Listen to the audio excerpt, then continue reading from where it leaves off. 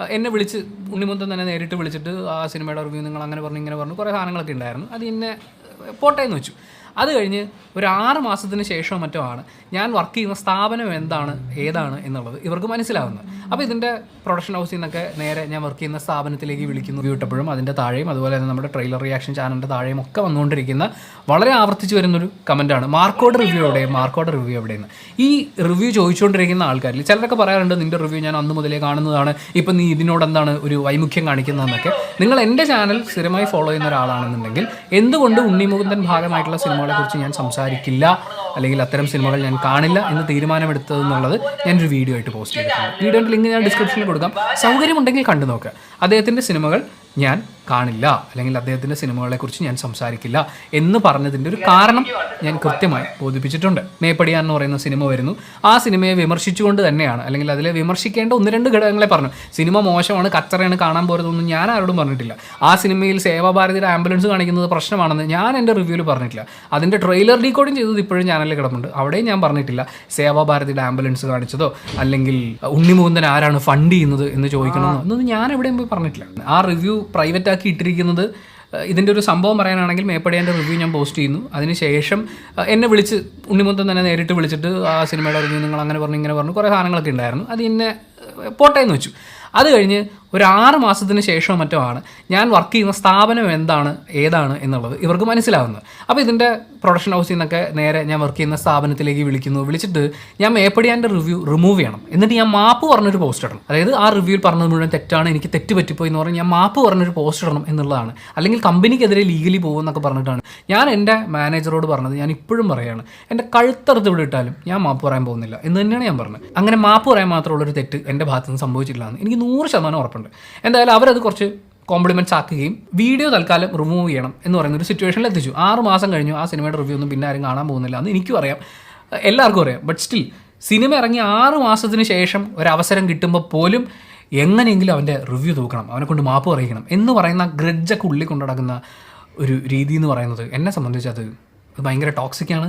അത് വളരെ വളർച്ച മുരടിച്ചതിൻ്റെ ലക്ഷണമാണ് എന്നൊക്കെയാണ് എനിക്ക് ഫീൽ ചെയ്തിട്ടുള്ളത്. അതുകൊണ്ട് തന്നെ മേപ്പടിയാൻ്റെ റിവ്യൂ പബ്ലിഷ് ചെയ്തോട്ടെ എന്ന് ഉണ്ണിമുകുന്ദൻ്റെയോ ആ പ്രൊഡക്ഷൻ ഹൗസിൻ്റെയോ ഭാഗത്തുനിന്ന് ഇൻറ്റിമേഷൻ കിട്ടുന്നത് വരെ ആ റിവ്യൂ ഞാൻ പബ്ലിക് ആക്കില്ല.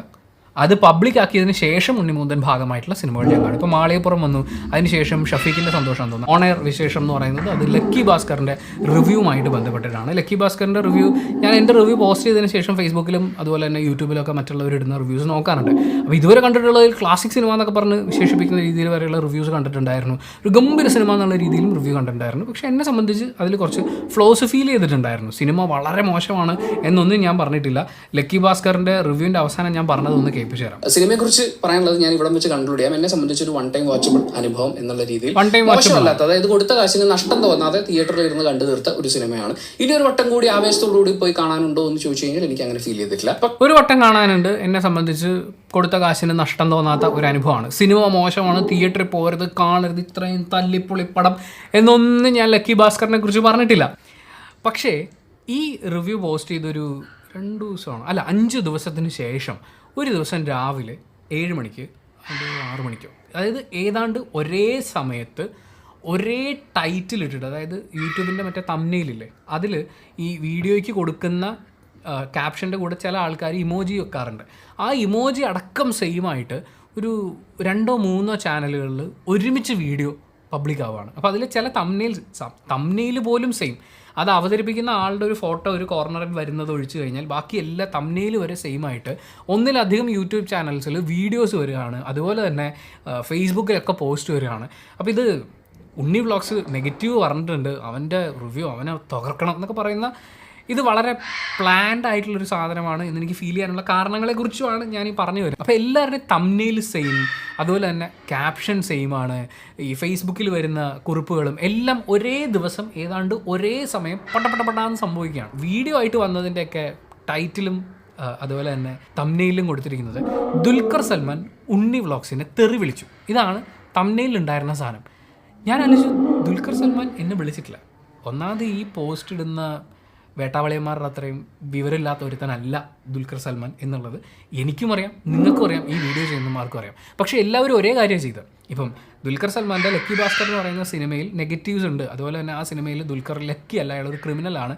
അപ്പോൾ അതിനെ ലക്കി ഭാസ്കർ എന്ന് വിളിക്കുന്നത് ആളെ കയറ്റാൻ വേണ്ടിയിട്ടുള്ള ഒരു പരിപാടിയാണ് എന്നുള്ള രീതിയിലാണ് ഞാൻ അതിൽ സംസാരിച്ചിട്ടുള്ളത്. ആ ടൈപ്പ് ഉണ്ണി വ്ളോഗ്സിനെ ഉണ്ണിമുകുന്ദം വിളിച്ചു. അപ്പൊ അതുകൊണ്ടാണ് പുള്ളിക്കാരൻ അപ്പൊ ഈ റിവ്യൂ ചെയ്യാതെ മാർക്കോന്റെ എന്ന് പറഞ്ഞിട്ടുള്ള പുള്ളിക്കാരന്റെ ഒരു എക്സ്പ്ലനേഷനും കാര്യങ്ങളൊക്കെയാണ് പുള്ളി പറഞ്ഞത്. അപ്പൊ പുള്ളി അതായത് ഈ ഉണ്ണി വ്ളോഗ്സ് പറയുന്ന കേട്ടപ്പോഴത്തേക്ക് എനിക്ക് തോന്നിയതെന്ന് പറഞ്ഞാൽ പുള്ളി പറയുന്നതിൽ കാര്യമുണ്ട്. അതായത് ഇപ്പൊ ഈ മേപ്പടിയ എന്ന് പറഞ്ഞ പടത്തിന്റെ റിവ്യൂ ചെയ്ത സമയത്ത് ഈ ഉണ്ണി മുകുന്ദൻ ഈ ഉണ്ണി വ്ളോഗ്സിനെ വിളിച്ചിട്ട് ചീത്ത പറഞ്ഞു എന്നാണ് പറയുന്നത്. അപ്പൊ ചീത്ത പറഞ്ഞു, അതേപോലെ തന്നെ പുള്ളിക്കാരനെ ജോലി സ്ഥലത്തേക്ക് വിളിച്ച് ജോലി കളയാൻ വരെ കാരണമായി എന്നൊക്കെയാണ് പറയുന്നത്. അപ്പൊ അങ്ങനെയൊക്കെ ഒരാളുടെ ഭാഗത്തു നിന്ന് ഉണ്ടായിട്ടുണ്ടെങ്കിൽ അയാളുടെ പടത്തിന് റിവ്യൂ ചെയ്യാത്തതിന് ഒരു തെറ്റും എനിക്ക് തോന്നുന്നില്ല. പിന്നെ ഒരു പടത്തിന് പടം റിവ്യൂ ചെയ്യുക എന്നൊക്കെ ഉള്ളത് ഓരോരുത്തരുടെ ഇഷ്ടമാണ്. അപ്പൊ ഇപ്പൊ ഞാനിപ്പോ ഒരു പടം കണ്ടിട്ട് അതിനകത്ത് അഭിപ്രായം പറയണോ വേണ്ടയോ എന്നുള്ളത് എന്റെ ഇഷ്ടമാണ്. അതേപോലെ തന്നെ ഉണ്ണി വ്ളോഗ്സിന്റെ ഇഷ്ടമാണ് പുള്ളി ആ പടം കണ്ടിട്ട് അതിന് അഭിപ്രായം പറയണോ വേണ്ടയോ എന്നുള്ളത്. അപ്പൊ അതെല്ലാം പുള്ളിയുടെ ഒരു ഇതായിട്ട് തന്നെയാണ് എനിക്ക് തോന്നുന്നത്. പിന്നെ ആ ഒരു ലക്കി ഭാസ്കറിന്റെ സംഭവമൊക്കെ പുള്ളിക്കാരൻ പറയുന്നുണ്ട്. അപ്പൊ അതൊക്കെ കേട്ടപ്പോഴത്തേക്കും അതെല്ലാം പുള്ളിയുടെ ഒരു ഇഷ്ടമാണ്. ഇപ്പൊ പുള്ളിയുടെ കമന്റ് ബോക്സിനകത്ത് കുറെ പേര് പുള്ളിനെ തെറി വിളിച്ചിട്ടും അതേപോലെ കുറെ കാര്യങ്ങളൊക്കെ കണ്ടായിരുന്നു. പക്ഷെ അതിനൊന്നും ആവശ്യമില്ല എന്നാണ് എനിക്ക് പറയാനുള്ളത്. കാര്യം ഓരോരുത്തരുടെ ഇഷ്ടമാണ്. അവനവൻ എന്ത് കണ്ടിട്ട് അതിനെ അഭിപ്രായം പറയണം വേണ്ട എന്നുള്ളത് അവനവന്റെ ഇഷ്ടം തന്നെയായിട്ടാണ് എനിക്ക് അതിനകത്ത് തോന്നിയിട്ടുള്ളത്. അപ്പൊ എന്താണ് കണ്ടിട്ട് നിങ്ങൾക്ക് പറയാൻ വീഡിയോ എടുത്താൽ കമന്റ് ഇഷ്ടപ്പെട്ടല്ല സബ്സ്ക്രൈബ് ചെയ്യാൻ. എല്ലാവർക്കും അടുത്തൊരു വീഡിയോ കാണുന്നവർക്ക് ടാറ്റ ബൈ.